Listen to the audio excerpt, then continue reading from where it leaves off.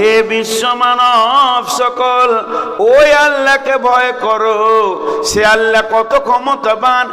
একটা মানুষকে হাত দিয়ে তৈরি করেছে, তৈরি করার পর তার পাশলি হাড্ডি এবং আত্মা সম্পৃক্তে তার বিবিকে বানিয়েছে।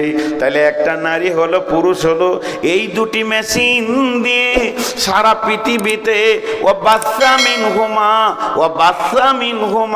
গোটা বিশ্বটাকে ভরে দিয়েছে মানুষ আর মানুষে। অনেক নারী এবং অনেক পুরুষে ভরে গেছে। আল্লাহ তাবারাক ওয়া তাআলা বলছেন, তুমি ওই আল্লাহকে ভয় করো যে এতগুলো মানুষের পপুলেশন দিয়ে দিয়েছে। জানো ককটি কবরে চলে গেল, এখন জমা হচ্ছে এখানে। হতে হতে হতে হতে হতে হতে জমা যেদিন শেষ হবে, শেষ লোকটা যেদিন মারা যাবে, সুম্মা নুফিকা ফিস-সূরি ফাসাইকা মান ফিস সামাওয়াতি ওয়াল আরদি, একদিন পৃথিবীকে আমি ধ্বংস করে দিব, একসাথে সব মরবে। এখন এক দুই করে মরছে, সব মরে যাবে। আর ইল্লা মান শা আল্লাহু সুম্মা নুফিকা ফিহি উখরা, এবং দ্বিতীয় সুর যখন ফুঁকব, কবর থেকে সবগুলোকে তুলে হাসরের ময়দানে জমা করব। কবর একটা জায়গা, কতদিন এখানে থাকতে হবে? কি হয়েছে এটা? অনুরোধ আপনার সময় 12:30 পর্যন্ত। তা আপনার অনুরোধ আমি যে না মানি, না কারো অনুরোধ মানবো না। 8 তারিখে ডেট নিয়েছেন। ও কোন স্যার এসেছিল ওটা আমি দেখবো না। 8 তারিখে ডেট নিয়েছে না জি?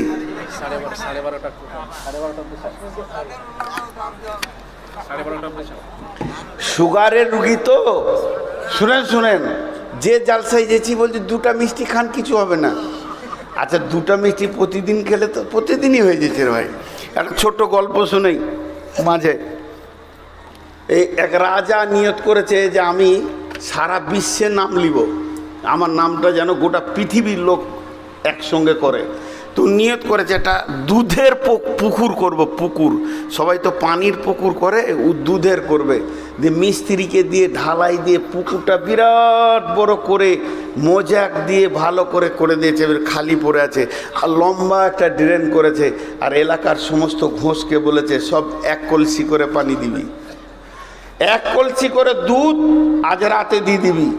তাহলে 1 কোটি ঘোষকে বলেছে, তোরা কোথা পাবি জানি না, এক কলসি দুধ এই ড্রেনে ঢেলে দিবি, সকালে উঠে দেখবো যে হ্যাঁ দুধের পুকুর হয়ে গেছে, আমার নাম হয়ে যাবে, ইংলিশ চ্যানেলে আমার নাম চলে আসবে, মিডিয়া জেনে নেবে। এবারে আঁধার রাত, রাজা সারা রাত ঘুমাইছে আর আনন্দ করছে, সকালে দুধের পুকুর দেখবে। সকালবেলায় গিয়ে দেখছে পানির পুকুর, দুধ নেই। তো বলছে ঘোষটিকে ডাক, যে জেলে ভরেছে সবটিকে, জেলে ভরে একটা করে বার করছে আর লাঠি করে 2 বাড়ি করে দিয়েছে। আর বলছে ঠিক করে বল কি দিয়েছিলি? স্যার আমি মনে করছি সবাই পানি দিচ্ছে, দুধ দিচ্ছে, তা আমি পানি দিই না, আমি 1 কলসি পানি দিয়েছি।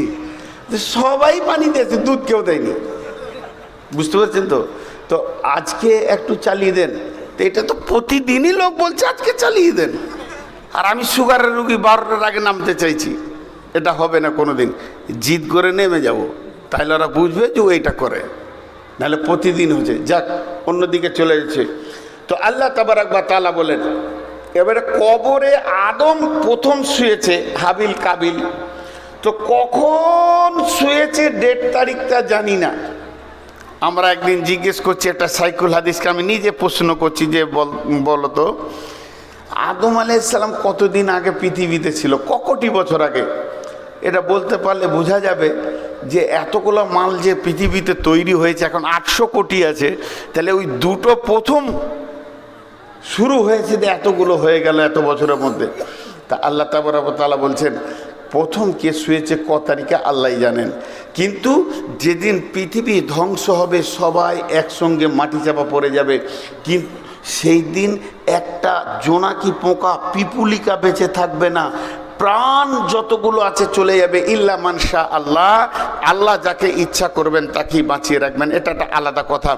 কিন্তু দ্বিতীয় সুর যখন ফুঁকবে কবর থেকে উঠবে, ওই কথাটা আল্লাহ এক কথাই বলে দিয়েছেন, ওয়াইদাল কুবুর বুসিরাত, কবরে একটি থাকবে না, সব উঠে যাবে, পাগলা খ্যাপা ছোট বড় নারী পুরুষ শিক্ষিত অশিক্ষিত সব ময়দানে উঠে যাবে। তা প্রথম সব থেকে কবরে কম দিন একটা লোক শুয়ে থাকবে, কদিন? কম কম, ওর থেকে কম কবরে কেউ শুয়ে থাকেনি। আল্লাহ বলছেন বিসমিল্লাহির রহমানির রহিম, ونفخ في الصور فصعق من في السماوات ومن في الأرض إلا من شاء الله ثم نفخ فيه أخرى فإذا هم قيام ينظرون। ইসরাফিল প্রথম সুর ফুঁকবে, ইসরাফিল দ্বিতীয় সুর ফুঁকবে। প্রথম সুর যখন ফুঁকবে পৃথিবীটা ধ্বংস হয়ে সমস্ত মানুষ মাটি চাপা পড়ে যাবে, গাছপালা জমি জায়গা ঘর বাড়ি অট্টালিকার বড় বড় টাওয়ার ফ্ল্যাট কিছুই থাকবে না, রেল স্টেশন নদী নালা খাল বিল একটা রুটির খোলার মতো ময়দান হয়ে যাবে। সমস্ত মানুষ যারা কবরে আছে কবরে থাকবে, আর যারা বেঁচে আছে তারা কবর অটোমেটিক তাদের হয়ে যাবে, মাটি চাপা পড়ে যাবে। তারপরে দ্বিতীয় সুর যখন ইসরাফিল ফুঁকবে সবাই কবর থেকে উঠবে। তাহলে প্রথম সুর থেকে দ্বিতীয় সুর পর্যন্ত সময় থাকবে 40 বছর। 40 বছর, তার মানে কবরে যে সব থেকে কম সময় ঘুমাবে আল্লাহ তাকে 40 বছর কবরে রাখবি।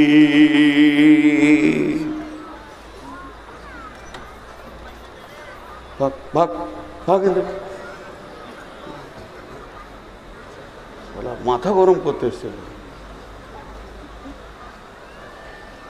তো 40 বছর কবরে থাকবে। হাজি কবরে যাব না খালি একজন বলেন। মাঝে একটা কথা বলি, কবরের আরেকটা নাম আছে আলামে বারজাক। ওই সময়কালটাকে বারজাক বলা হয়েছে, মৃত্যুর পরের জীবন আর হাসরে মাঠে উঠার জীবন। বারজাক শব্দটা কেন বললে, সবাই কবর পাবে না। আমরা যতজন আছি কজনের কপালে কবর আছে না নাই? কাউকে হয়তো পানি জাহাজে ডুবে মরে গেছে, কারো লাশ গুম হয়ে গেছে, কাউকে পুড়িয়ে দিয়েছে গাড়ি সহ আগুন লাগিয়ে, কাউকে হাঙ্গড়ে গিলেছে, কাউকে গুম করে দেওয়া হয়েছে, কারো লাশকে বস্তায় ভরে পচিয়ে দেওয়া হয়েছে। আর হিন্দু ভাইদের চিতাতে পোড়ানো হচ্ছে, বর্গীদের সোজা করে পুঁতে দেয়, খ্রিস্টানদের পূর্ব পশ্চিম সমাধি করে, আরেকটা জাতি আছে বসিয়ে রেখে তাকে পুঁতে দেয়। বিভিন্ন রকম করা হচ্ছে পৃথিবীতে। শুধু মুসলিমরাই কবর দেয় তাই নয়, ইহুদিরা দেয়, তাদের মতো তারা দেয়। তাই যে তার জন্য আল্লাহ নবী বলছেন এই সময়টাকে বারজাক কাল বলে। আল্লাহ রসুল বলছেন বিসমিল্লাহির রহমানির রহিম, ইদা ওয়াদিয়াল মাইয়াতু ফিল কবরি আতাহু মালাকানে ফায়াকুলানে মান রব্বুকা মা দীনুকা ওয়া মান নবিয়ুকা। ইদা ওয়াদিয়াল মাইয়াতু ফিল কবরে, যখন মাইয়াতকে কবরে রেখে দেয়া হয়, আতাহু মালাকানে, তখন দুইটা ফেরেশতা আছে, তারা দুইজনা একই সঙ্গে বলে, একা একা বলে, একজন শুনে তা নয়, দুইজন দৌত কণ্ঠে বলে, ফায়াকুলানে মান রব্বুকা, তোমার রব কি, মা দীনুকা, তোমার দিন কি, মান নবিয়ুকা, তোমার নবীকে। আল্লাহ নবী বলছেন এই প্রশ্নটা শুধু মুসলিমদের হবে তা নয়, চিতাতে যখন মানুষকে শোয়ানো হয় ওকে আগুন দেওয়ার আগে ওই প্রশ্ন ওর হয়ে যাবে। বর্গীদের পোঁতা হয়, খ্রিস্টানদের সমাধি হয়, যত রকম হবে না হোক না কেন, মরার পরে বিদায়ের সময় তার সেই প্রশ্নটা হয়ে যাবে। ইয়ার আল্লাহ নবী বলছেন এই 3টি প্রশ্ন থেকে পৃথিবীর কোনো মানুষ বাদ যাবে না। আল্লাহর নবী পরিষ্কার বলে দিয়েছেন, ইদা ওয়াদিয়াল মাইয়াতু ফিল কবরি আতাহু মালাকানে ফায়াকুলানে মান রব্বুকা মা দীনুকা ওয়া মান নবিয়ুকা। একটি মজার কথা কি, এখানে একটা মাইয়াত হয়েছে, জি লাশটা এখানে পড়ে আছে, কোনো একজন ইমামতি করবেন। সবাইকে বলছে, ভাই সকল, জানা যায় যে সব লোক এসছেন, আপনারা কাতার সোজা করে দাঁড়িয়ে যান। সব দাঁড়িয়ে গেল। যতটি লোক এসছে সবারই ধারণা আমরা বিদায় দিতে এসছি একটা লোককে। সবারই ধারণা হাজী সাহেব মারা গেছেন, ওকে বিদায় দিতে এসছি। বাড়ি থেকে যখন বের হচ্ছে ভেলিয়ানের লোক, এই পাশের শুক্রাবাদের লোক, লোহাপুরের লোক, আর শ্রীপুরের লোক, যে কোনো গ্রামের লোক মোটর সাইকেল নিয়ে সাইকেল নিয়ে বের হচ্ছে। আর বাড়িতে সবাই বলছে, বড় খালু মারা গেল, চাচা মারা গেছে, মামা মারা গেছে, যাই, চার শ্বশুর মারা গেছে, অমুক মারা গেছে, কেউ বলছে হাই সাহেব মারা গেছে, যাই একটু জানাজায় শরিক হয়। জানাজায় শরিক হয় মানে হাজী সাহেবের উপকার হবে না, জানাজায় শরিক হয়, মাইয়েতের কিছু লাভ নেই। চলেন দুটি জিনিস খেয়াল করেন। বিসমিল্লাহির রহমানির রহিম। আফালা ইয়ালামু ইযা বুসিরা মা ফিল কুবুর ওয়া হুসিলা মা ফিস সুদূর ইন্না রাব্বাহুম বিহিম ইয়াওমাইযিল লাখাবীর। আল্লাহ নবী বলছেন, যখন তুমি গোরস্থানের কাছে যাবে, আপনাদের পেছনে গোরস্থান রয়েছে, তো ওখানে গিয়ে বলো, আসসালামু আলাইকুম ইয়া আহলাল কবুরি ইয়া আহলাদ দিয়ার ইয়াগফিরুল্লাহু লানা ওয়া লাকুম ওয়া আনতুম সালাফুনা ওয়া নাহনু বিল আসরি। আমি মজলিসে উঠলাম, আসসালামু আলাইকুম, অপেক্ষা করলাম আপনারা সালামের উত্তর দিবেন, কিন্তু দুই জায়গায় অপেক্ষা করা যাবে না। রাস্তায় দেখা হলো আসসালামু আলাইকুম, ওয়ালাইকুম সালাম, দুই জায়গায় অপেক্ষা করা যাবে না। একটা হলো যখন মসজিদে ঢুকবেন, ওয়াসসালাতু ওয়াসসালামু আলাইকা ইয়া রাসূলুল্লাহ, আল্লাহুম্মা ইফতাহলি আবওয়াবা রাহমাতিকা, ডান পাট আগে দিয়ে আসসালামু আলাইকুম বলে ঢুকে গিয়ে মসজিদের প্রথম ইবাদত হচ্ছে 2 রাকাত সালাত, 2 রাকাত তাহিয়াতুল মসজিদ পড়ে নাও। তাহলে এখানে জানো যে আল্লাহর কোনো ফেরেশতা, কোন নেক বান্দা, কোনো জিন আছে, মসজিদে গিয়ে তুমি সালাম দাও, সালামের উত্তর ঠিক দেনেওয়ালা আছে, উত্তরের অপেক্ষা তুমি করিয়া না। আর যখন তুমি কবরস্থানে যাবে, গোরস্থানে তুমি সালাম দাও, সালাম দাও মানে ওখানে সালামটা হয়ে যাবে দিয়া, হে কবরবাসী, ও যত মৃত্যু ব্যথিত কবরবাসী শুয়ে রয়েছো, তোমাদের আত্মারা মৃত্যু যন্ত্রণা সহ্য করে নিয়েছে, এখন নীরব নগরে শুয়ে আছো, আমি একজন জীবিত তোমাদেরকে দোয়া দিছি, তোমাদের ওপরে আল্লাহর শান্তি বর্ষিত হোক। আল্লাহ তোমাদেরকেও মাফ করুন, আমাদেরকেও মাফ করুন। তোমরা আগে এসেছো, তোমাদের সময় কাল আগে ছিল, তোমরা আগে পৌঁছে গেছো, আমরাও পেছনে পেছনে তোমাদের এই জায়গাতেই আসবো। একটা আপনাদের বীরভূম জেলাতে একটা গোরস্থানে লেখা আছে, এই রকম মেন রাস্তা, আমি জায়গাটার নাম বলবো না, এই রকম ন্যাশনাল রোডের ধারে বিরাট বড় গোরস্থান, লেখা আছে 3 লাইন কথা। প্রথম লাইনে লেখা আছে, হে পথিক, চলার পথে আমাদের জন্য দোয়া করে যাও। হে পথিক, চলার পথে আমাদের জন্য দোয়া করে যাও। দ্বিতীয় লাইনে লেখা আছে, হে পথিক, তোমরা আজকে যেখানে, আমরা কালকে ছিলাম সেখানে, তোমরা আজকে যেখানে, আমরা কালকে ছিলাম সেখানে, হে পথিক, আজকে আমরা যেখানে, তোমরা আগামীকাল হয়ে যাবে সেখানে। অতএব দোয়া করে যাও। অতএব বন্ধুরে আমার, আল্লাহ তাবারাক ওয়া তাআলা, রাসূল বলছেন, ইয়াগফিরুল্লাহু লানা ওয়া লাকুম ওয়া আনতুম সালাফুনা ওয়া নাহনু বিল আসরি।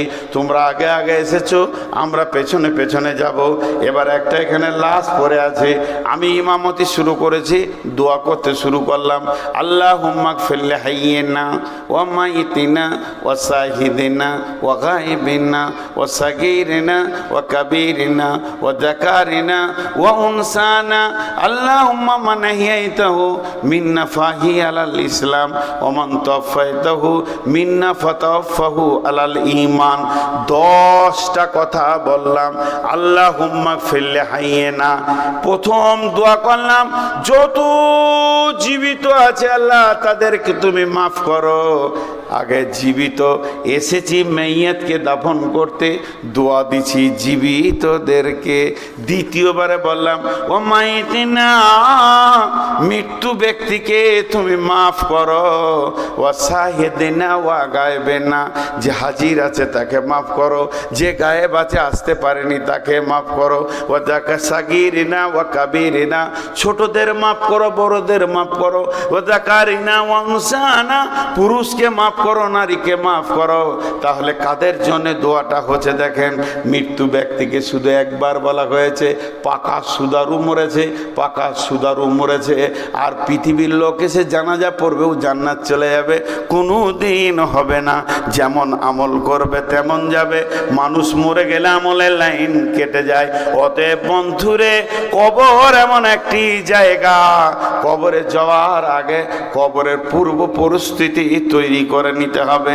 আল্লাহ নবী বলছেন, সেই মাইয়াতকে যখন প্রশ্ন করা হবে, মাইয়াত যদি ঠিক ঠিক ঠিক উত্তর দিতে পারে, মাইয়াত যদি ঠিক ঠিক উত্তর দিয়ে দেয়, তার জন্য জাহান্নামের দরজাটা খুলে দেওয়া হবে।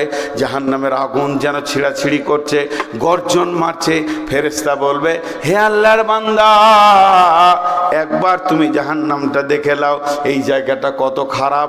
আল্লাহ তোমাকে রহম করেছে, আল্লাহ তোমাকে দয়া করেছে। এই রকম নোংরা জায়গা থেকে আল্লাহ চিরদিনের জন্য তোমাকে বাঁচিয়ে দিয়েছে। যাও, তুমি চিরসুখে থাকবে। আর যদি উত্তর না দিতে পারে, জান্নাতটা এক ঝলক দেখে দিয়ে বলা হয়, হতভাগা বদনসিব রে, এত সুন্দর জায়গা থেকে বঞ্চিত হয়ে গেলি বদ আচরণের কারণে। কবর একটা জায়গা, কবর একটা জগৎ। আমাজান আয়েশা বলছেন, আমি বাড়িতে আছি, একটা ইহুদিদের মেয়ে আসলো আমার কাছে ভিক্ষা চাইতে। ইহুদিদের মেয়ে তো আমাকে বললো, আম্মাজান আয়েশা, বাড়িতে কিছু আছে, আমাকে দেন। তো আমি গোটা ঘরে দেখলাম কিছু নাই, ইয়া রাসূলুল্লাহ। 2টো খেজুর ছিল, ওর হাতে দিলাম। তো খেজুর 2টা যখন ও হাতে পেল, তো আমাকে দোয়া দিল, আল্লাহ যেন তোমাকে কবরে আযাব থেকে মুক্তি দান করেন, কবরে আযাব থেকে মুক্তি দান করেন। আম্মাজান আয়েশা বলছে, আমি অবাক হয়ে গেলাম, কবরে আযাব হবে নাকি? কবরে আযাব হবে নাকি? এতক্ষণ মধ্যে কিছুক্ষণের পরেই রাসূলুল্লাহ সাল্লাল্লাহু আলাইহি ওয়াসাল্লাম বাড়িতে ফিরলেন। আমি এই ঘটনাটা বললাম, ইয়া রাসূলুল্লাহ, একটা ইহুদিদের মেয়ে ছিল, আমি তাকে দান করেছি, খেজুর দিয়েছি, সে আমাকে দোয়া দিয়েছে, আল্লাহ তোমাকে কবরের আযাব থেকে মুক্তি দান করুন। তাহলে কি কবরে আযাব হবে? আল্লাহ নবী বললেন, আযাবাল কবরি হাক্কুন, আযাবাল কবরি হাক্কুন। কবরের আযাব হচ্ছে সত্য সত্য সত্য সত্য, কবরে আযাব হবেই হবে। এরপরে আম্মাজান আয়েশা বলছেন, আমি ফলো করেছি, তীক্ষ্ণ দৃষ্টিতে শ্রুতিতে আমি শুনেছি, রাসূলুল্লাহ সাল্লাম যত নামাজ পড়তেন ঘরে, প্রত্যেকটি নামাজ, নফল হোক, তাহাজ্জুদ হোক, সুন্নত হোক, যত নামাজ বাড়িতে পড়েছেন, প্রত্যেকটি নামাজের শেষে আল্লাহর নবী কবরে আযাব থেকে আল্লাহর কাছে মুক্তি চেয়েছেন। আমি খেয়াল করে দেখেছি। আর ওই দোয়াটা এমন একটি দোয়া আল্লাহর নবী আজও দিয়ে চলে গেছেন আমাদেরকে। আমরা যখন তাশাহুদে বসে থাকি, সালাম ফেরার আগে শেষ তাশাহুদ যেটা, তখন কবরে আযাব থেকে মুক্তি চায়। আল্লাহুম্মা ইন্নী আউযু বিকা মিন আযাবিল কবরি ওয়া আউযু বিকা মিন ফিতনাতিল মাসিহিদ দাজ্জালি। আল্লাহুম্মা ইন্নী আউযু বিকা মিনাল মাহিয়াই ওয়াল মামাতি, আল্লাহুম্মা ইন্নী আউযু বিকা মিনাল মাসামি ওয়াল মাগরাম। তো প্রথমেই বলা হয় আল্লাহুম্মা ইন্নী আউযু বিকা মিন আযাবিল কবরি, হে আল্লাহ তুমি আমাদেরকে কবরে আযাব থেকে মুক্তি দাও। একটা প্রশ্ন আমি নিজেই করব, নিজেই উত্তর দিব। আহলে কোরআন বলে একটা গোষ্ঠী বেরিয়েছে, সারা বিশ্বে এরা বিভ্রান্তি সৃষ্টি করেছে। এরা বলছে হিসাব তো হবে কিয়ামতের দিন, তো কবরে আযাব হবে কেন? কি যুক্তি দিয়েছে দেখেন, হিসাব তো হবে কিয়ামতের দিন, তো হিসাবের আগে আযাব হবে কেন? হিসাব হয়ে আমি মুজরিম এটা সাব্যস্ত হবে, প্রমাণ হবে আমি মুজরিম, আমি দোষী, আমি গুনাহগার, তারপরে আযাব চালু হবে, আর কবরে আযাব শুরু হবে, আর কিয়ামতের দিন হিসাব হবে। এটা কেমন কথা ভাইয়া? কবরের আযাব আযাব, কিয়ামতের আযাব আযাব, বেশ শাক আযাব, আযাব মানি আযাব, আযাবের অবিধানিক অর্থ আযাব, কষ্ট। কিন্তু কবরে আযাব সত্য, তাহলে আগে হবে কেন? একটা উদাহরণ দিব। আমার বাড়ি আপনার ভেলিয়ানে, আমি এখানে থাকি, এটা আমার বাড়ি। আমার বাড়ি থেকে দূরে একটা মুদিখানার দোকান আছে। আমি দেশ বিদেশে ঘুরি, ঘরে কম থাকি, ওই দোকানে আমি 12 মাস মাল খাই। সেখানে আমার একটা খাতা আছে, মাল আনি দেয়, সে দেয়, আমার কাছে টাকা চাই না, মাসের শেষে পেমেন্ট করে দিই, আবার কখনো 2 মাসে করি, এইটা চলে। একটা কথা বলেন, আমি দোকানদারকে বলছি ভাই মনে হয় 3 মাস আপনাকে টাকা দিইনি, কতদূর কি হলো? আমার তো আইডিয়া হচ্ছে যা খেয়েছি তাতে 40-এর ঘর ঢুকে গেল নাকি। তা দোকানদার হাসতে হাসতে বলছে, মৌলানা আপনি খান না, অসুবিধা কি আছে, খান। তা আমিও একটু ব্যস্ত, তো হিসাবটা এই এপ্রিল মাসের শেষে বসবো, কিংবা মে মাসের 10 তারিখে বসবো। হিসাবের একটা ডেট হয়ে গেল, হিসাবের দিন হয়ে গেল। তারপরও আমি মালদা যাচ্ছি জালসা করতে, পকেট থেকে একটা 20,000 টাকার বান্ডিল ও টেবিলে নামিয়ে দিলাম, এটা জমা করে এলেন। আচ্ছা, ওইটা যদি জমা করে লাই, ওর কি অসুবিধা আছে কিছু? জি ভাই, অসুবিধা আছে। আমি আইডিয়া করছি 50-60 হাজার হয়ে যাবে, তো 20-30 হাজার টাকা দিয়ে গেলাম। হিসাব হচ্ছে 10 তারিখে। 10 তারিখে বসে দেখছি টোটাল আমার মাল নেওয়া হয়েছে 60,000 টাকা। 60,000 টাকা। তাহলে কি ওই 20,000টা মাইনাস হবে না? 20-30 হাজারটা মাইনাস হবে না? হবে।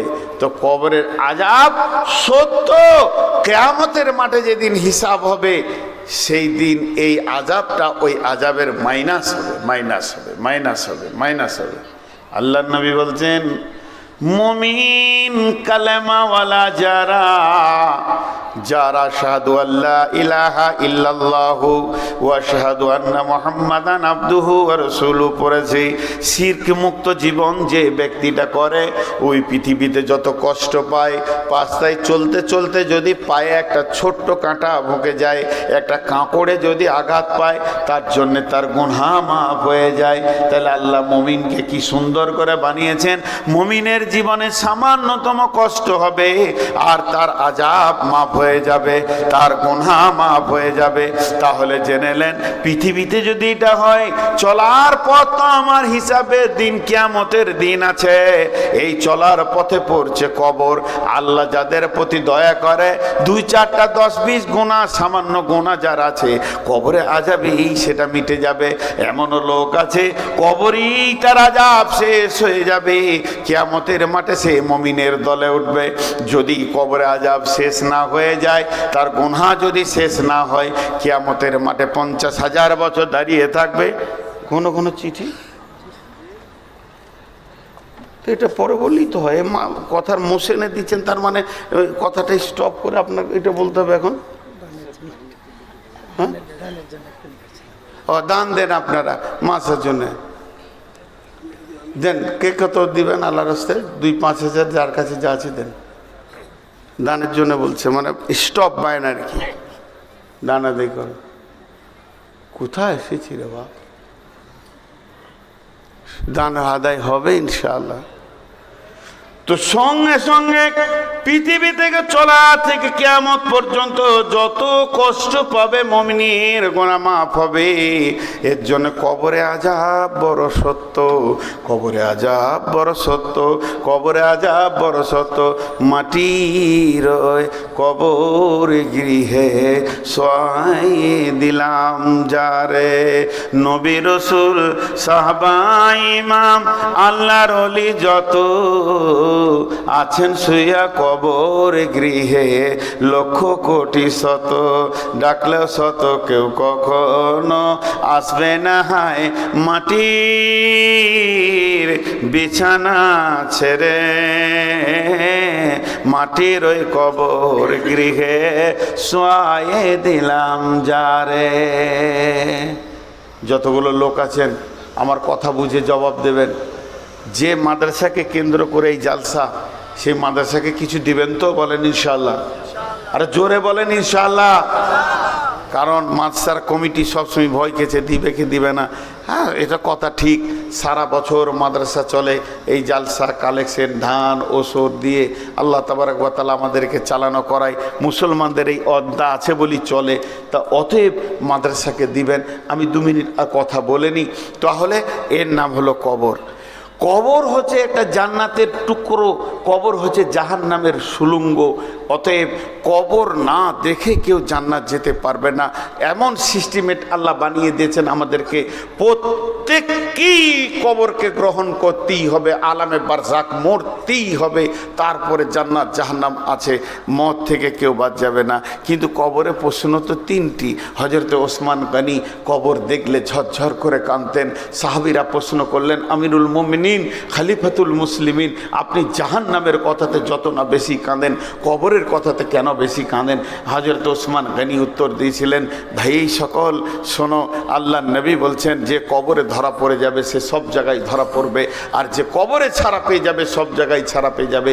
কবর এমন একটা চেকের জায়গা, ইমিগ্রেশনের জায়গা, এখানে ধরা পড়তেই হবে। জি, একটা ছেলের মানে ওই কবর একটা জায়গা, এখানে চেক আপ। আগে ভারতের লোক বাংলাদেশ যাবে, বাংলাদেশের লোক ভারত আসবে, ভারতের লোক আর কোনো দেশ যাবে, সেই দেশের লোক ভারত আসবে, মধ্যখানে বর্ডারে এমন চেক আপ হবে, শুল্ক চেক আপ, শুল্ক কাস্টম আছে, শুল্ক সেখানে চেক আপ, সূক্ষ্ম থেকে সূক্ষ্ম চেক আপ হবে, যেই লোকটা 1 নম্বর না 2 নম্বর, স্মাগলার না কালাবাজারি, সব চেক আপ করে পার করা করেই হবে। তা আল্লাহ তাবারক ওয়া তাআলা ওই রকম কবরে ফেরেশতা দিয়ে চেক করে নেবে, 3টে প্রশ্নতে চেক হয়ে যাবে। জি, এখানে পার হওয়া খুব মুশকিল, একটা ছুঁচ নিয়ে পেরিয়ে যাওয়া খুব মুশকিল।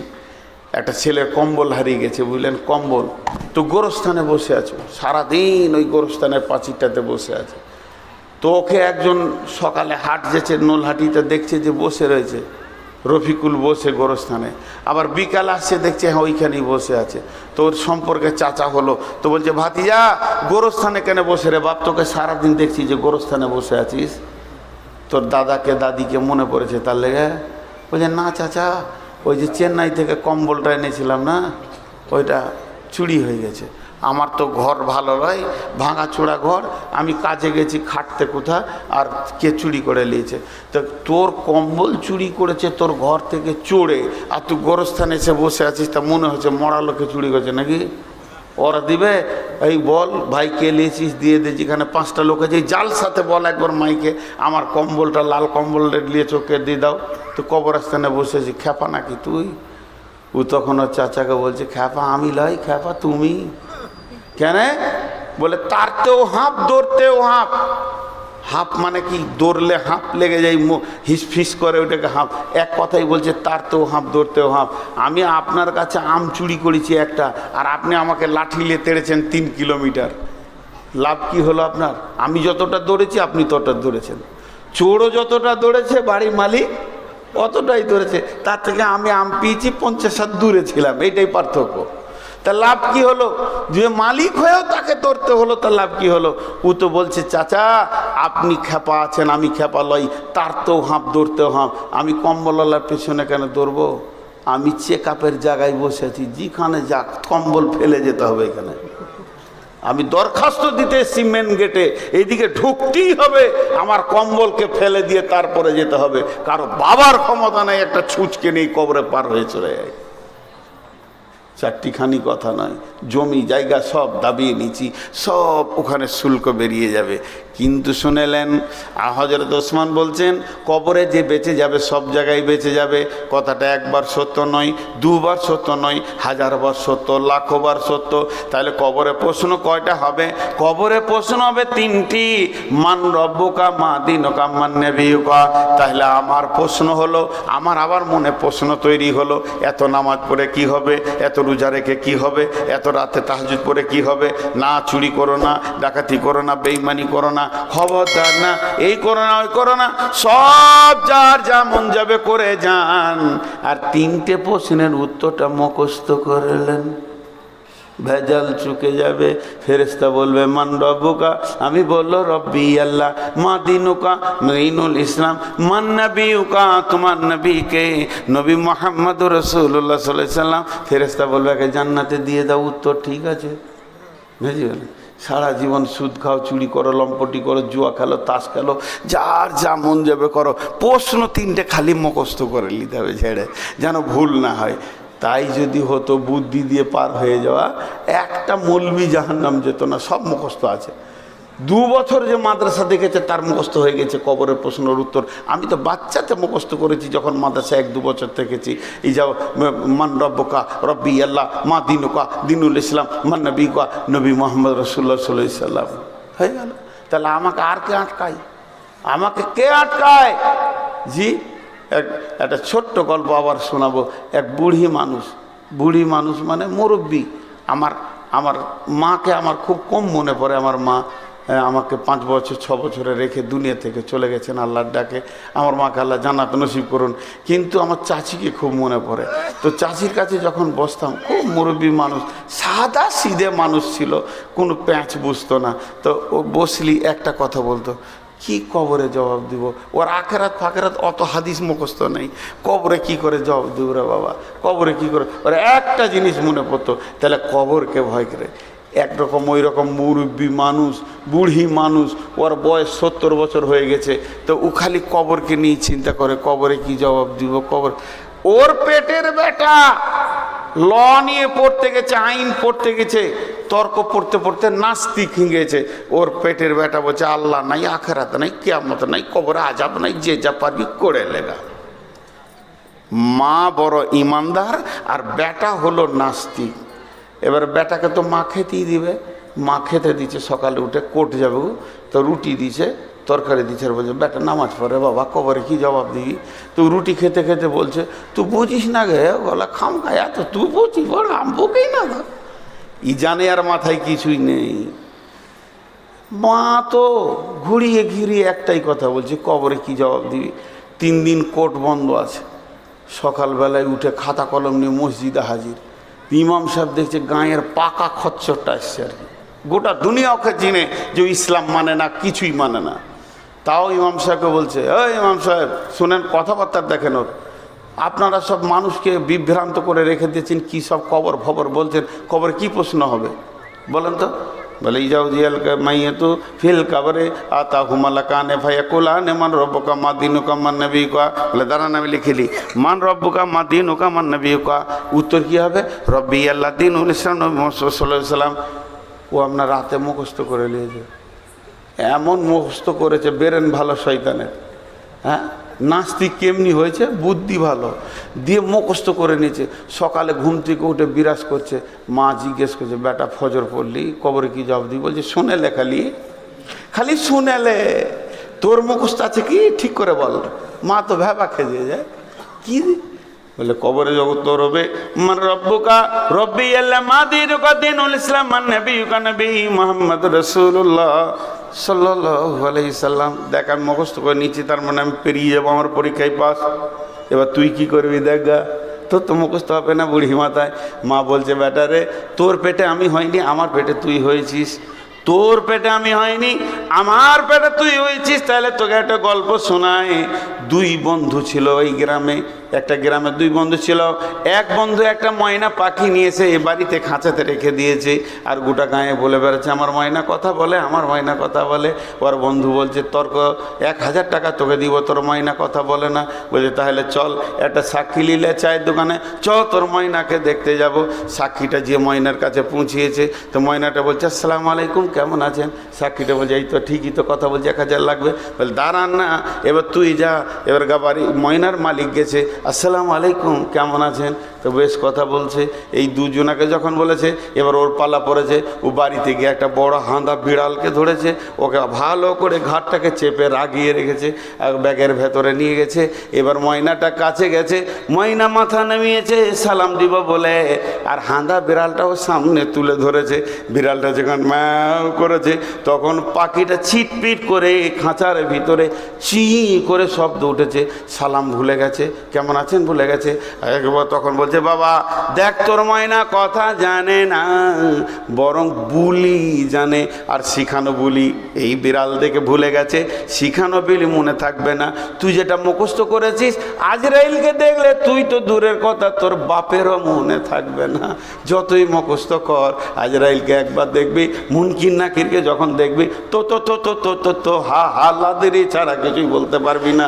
কোনো মুখস্থ কাজে লাগবে না, মুখস্থ করে কবরে গিয়ে কাজে লাগবে না। তাহলে কবরে কি করে প্রশ্নের উত্তর দেবেন? এই কথাটা আমি 3 মিনিটের মধ্যে বলবো। 3টে উত্তর কিভাবে দেবেন? আল্লাহ তাবারাক ওয়া তাআলা বলছেন, আলাস্তু বিরাব্বিকুম, আমি কি তোমাদের প্রভু নয়? আমরা বলেছিলাম কলু বালা। তাইলে পৃথিবীর শুরু লগ্নে আত্মাদেরকে বানানোর পরে বললেন, আলাস্তু বিরাব্বিকুম, আমি কি তোমাদের রব নই? আমরা বলেছিলাম কলু বালা। এই পড়াটা পড়িয়েছেন কে? আল্লাহ। সাবজেক্টটা পড়িয়েছেন কে? আল্লাহ। সেই দিন প্রফেসর ছিলেন কে? আল্লাহ। শিক্ষক ছিলেন কে? আল্লাহ। মুদারিস ছিলেন কে? আল্লাহ। এবার সারা জীবনটা আল্লাহর ওপরে ভরসা করে চলতে হবে। ওয়ালা রব্বিহিম ইয়াতাওয়াক্কালুন, আল্লাহর ওপরে যে ব্যক্তিটা ভরসা করে দুনিয়া করবে, যার বিশ্বাস আমার আল্লাহ আমাকে খেতে দেয়, আমার আল্লাহ আমাকে রোগ দেয়, আমার আল্লাহ আমাকে সুস্থ করে, আমার আল্লাহ আমাকে সব দিকটা দেখে, সব কিছু আল্লাহর হাতে। এই চিন্তা করতে করতে করতে করতে যে ব্যক্তিটা মরে যাবে, আর কবরে ঢোকার পরে তার প্রশ্ন এসে যাবে, মান রব্বুকা, ও তখন বলবে রব্বি আল্লাহ। ওর মনে পড়বে আমার রব আমার আল্লাহ। প্রথম প্রশ্নের উত্তর হয়ে গেল। দ্বিতীয় প্রশ্ন, মা দিনুকা, তোমার দিন কি? তুমি কোন দিনের লোক? তোমার দিন কি? তোমার ইজিম কি? তোমার মতবাদ কি? তোমার আদর্শ কি? কে বলবে আমার দিনের নাম ইসলাম? তার মানে হচ্ছে কি, ইসলামকে যে আঁকড়ে ধরেছে সেই বলবে আমার দিন ইসলাম। এই বোতলে কি আছে? আমি পান করব? পান করা যাবে কি যাবে না? সবাই মুখ খুলেন। এই বোতলের পানিটা পান করা যাবে কি না? হ্যাঁ। তা এই বোতলে যে কলের পানি এনেছে, একটা ফার্স্ট ক্লাস বোতল, পানিটা পান করা যাবে? দেখ, এ ভুল বলে দিলেন। ডান হাতে ছিল তখন যাবে, বাঁ হাতে যাবে না। এর নাম হলো ইসলাম। ইসলাম যে আইন বলেছে, ওই আইনকে সারা জীবন যে মেনে চলবে। ইসলাম আমাকে একটা আইন বলে দিয়েছে। যুবক সবাই খেয়াল করি, ইসলামের আইনকে পুঙ্খানুভাবে মানতে হবে। একটা ছোট কথা বলে দিই, একটা ছেলে একটা মেয়ে প্রেম করেছে, ভালোবাসা করেছে, লুকিয়ে গিয়ে বিয়ে করে নিয়েছে। 4 মাস 6 মাস 1 বছর আসেনি, লুকিয়ে থাকলো। 2 ফ্যামিলি মানেনি। 2 ফ্যামিলি বলছে কাটবো, নদীতে ভাসিয়ে দেবো, বেটি লিব না, ছেলে লিব না। ছেলের বাপ বলছে ছেলে আমার দরকার নেই, ওকে কেটে ফেলে দিব। বেটির বাপ বলছে কেটে ফেলে দিব। যতই রাগ করুক, 2 বছর পর দেখবেন বেটি জামাই লে ঘুরছে শ্বশুর। হয় কি হয় না? এটা হয়। তা এবার ওদের যে ইসলামের স্ট্রাকচারে বিয়ে হয়নি, কি করে যে বিয়ে হলো সারা পৃথিবী মানছে না। এবার ওরা যখন বাড়ি এলো 2 বছর পর, মেয়ের বাপ বলছে ফরিদা আমার বেটি, মিজানুর আমার জামাই। মেনে নিয়েছে। মেয়ের মা মেনেছে, মেয়ের বাপ মেনেছে, মেয়ের চাচা মেনেছে, মেয়ের ফুফু মেনেছে, মেয়ের মামা মেনেছে, খালা মেনেছে, ফুল ফ্যামিলি মেনে নিয়েছে, ভাই বোন মেনে নিয়েছে। ঠিক ছেলের বাপ, মিজানুর আমার ছেলে, ফরিদা আমার বৌমা। ছেলের বাপ মেনেছে, ছেলের মা মেনেছে, ছেলের মামা মেনেছে, ছেলের মামি মেনেছে, খালা মেনেছে, ছেলের ফুফি মেনেছে, ছেলের চাচা মেনেছে, ভাই বোনরা মেনে নিয়েছে। 2 ফ্যামিলি আনন্দে রয়েছে, আমাদের বেটি জামাই হয়ে গেল, যা ঘটেছিল ঘটেছিল। কিন্তু ইসলামকে জিজ্ঞেস করেন, ইসলাম ফরিদার মিজানুরকে তুমি কি ওদের স্বামী স্ত্রী বলবে? কোরআন বলছে আমি বলবো না। কোনোদিন না, তারা জেনা করছে আর যারও সন্তান তৈরি করছে তাদেরকে আমি মানব না। আমার নিজস্ব একটা আইন আছে, আমার আইনের মতে যদি তারা বিয়ে করে তাহলে আমি মানব। অর্থাৎ ইসলামের একটা নিজস্ব গণ্ডি আছে, আইন আছে, ওই আইনের আওতাভুক্ত নিজেকে থাকতে হবে। যে ইসলামের আইনের আওতাভুক্ত থাকবে ওই বলবে কবরে আমার দিন ইসলাম। মান নবিয়ুকা, তোমার নবীকে, আমাকে যদি বলেন তোমার নবীকে, আমি এমনি করে হাত দুটো ছেড়ে দিয়ে বলবো দেখো আমার নবীকে, আমার নবী আমার সুন্নত, নবীর সুন্নত আছে, আমি নবীকে মানি, আমি নবীকে ভালোবাসি, আমি নবীর মতো করে চলি, নবীর মতো পেশাব করি, নবীর মতো পায়খানা করি, নবীজির মতো আমি শুই, নবীজির মতো আমি খাই, ডান হাতে খাই বাম হাতে খাই না, তার মানে আমার নবী মুহাম্মদুর রাসূলুল্লাহ সাল্লাল্লাহু আলাইহি সাল্লাম।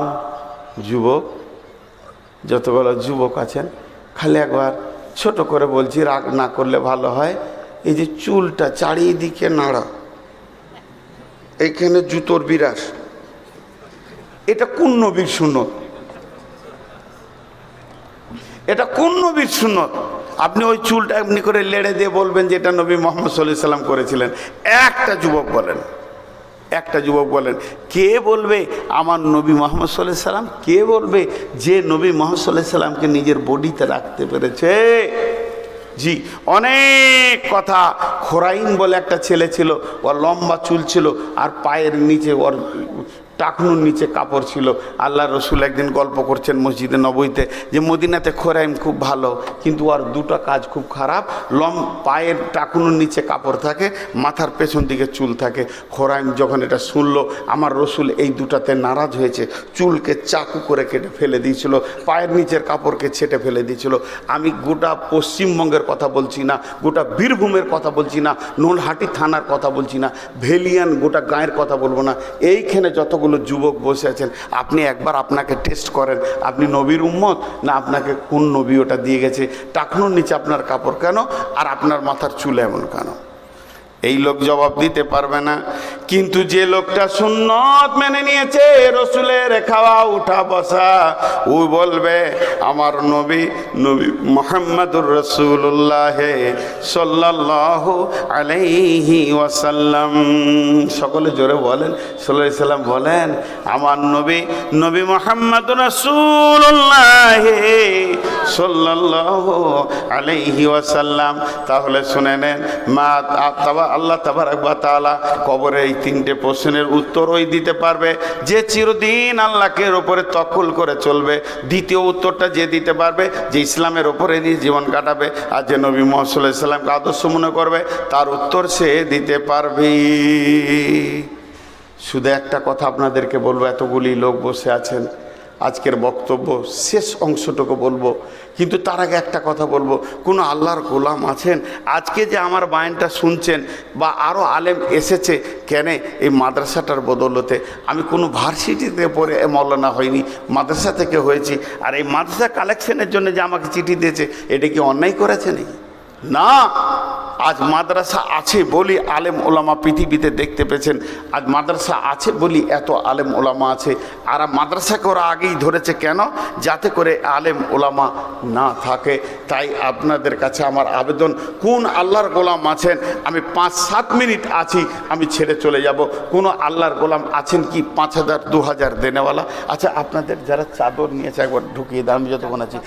আমার তরফ থেকে একবার চাদর যাচ্ছে ভাই, হাত দুটো ধরে বলছি, আল্লাহর গোলাম রসুলের উম্মত এই নূর মোহাম্মদ অধমটাকে আপনারা ভালোবাসেন, আমি জানি, অত্র এলাকার লোক ভালোবাসে।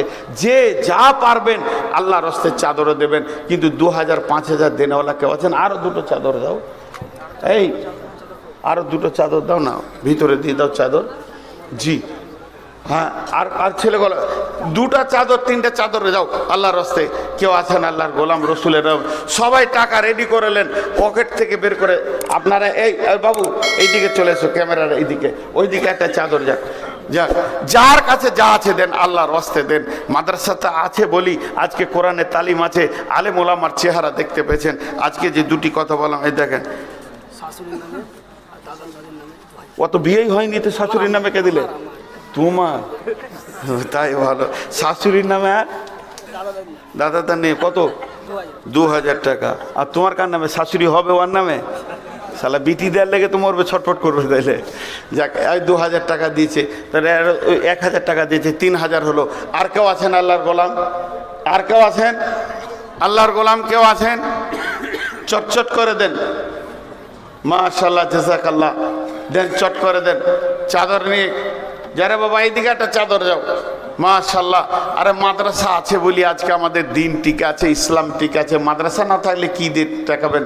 আর টাকা দিবেন তো মাদ্রাসাতে দেন। আজও মুসলিমরা বিশ্বকে দেখিয়ে দিয়েছে পশ্চিমবঙ্গে এতগুলো মাদ্রাসা এই টুকরো টুকরো চাঁদাতেই চলছে, কোনো সরকারি সাহায্য নেই।